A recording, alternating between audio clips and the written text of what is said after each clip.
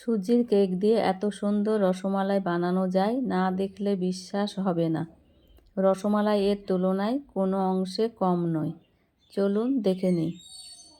তার জন্য 1 কাপ সুজি নিয়েছি, 4 চামচ চিনি, 2 চামচ ময়দা, 1 প্যাকেট গুঁড়ো দুধ, শুকনো উপকরণ সব কিছু ভালোভাবে মিশিয়ে নিলাম। জল দিয়ে ভালোভাবে মিক্স করে নেব। ডোটা মাখানোর জন্য আমার 1 কাপ জল লেগেছে, 1 কাপ সুজির জন্য 1 কাপ জল লেগেছে। 2টো ডিম দিয়ে দিলাম, আবারও ভালোভাবে ফেটিয়ে নেব সুন্দরভাবে।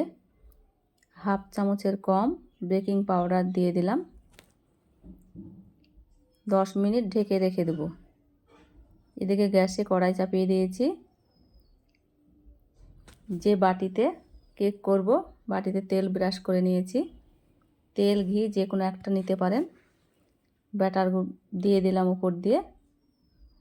সমস্ত বাটিতে ব্যাটার দিয়ে দেব, অর্ধেকের বেশি এইভাবে দিয়ে দিলাম। জল গরম হয়ে গেছে, একটা স্ট্যান্ড বসিয়ে দিলাম। স্ট্যান্ডে বাটিগুলোকে পরপর বসিয়ে দেব। এইভাবে 5 মিনিট ভাপ দিয়ে নেব। 5 মিনিট পর ফিরে এলাম। কেকগুলো ফুলে গেছে, নামিয়ে নিলাম। খুব সাবধানে নামাতে হবে। এইভাবে হাত দিয়ে আলতো হাতে ছাড়িয়ে নিতে হবে। উল্টোদিকে চাপ দিলে ছেড়ে আসবে।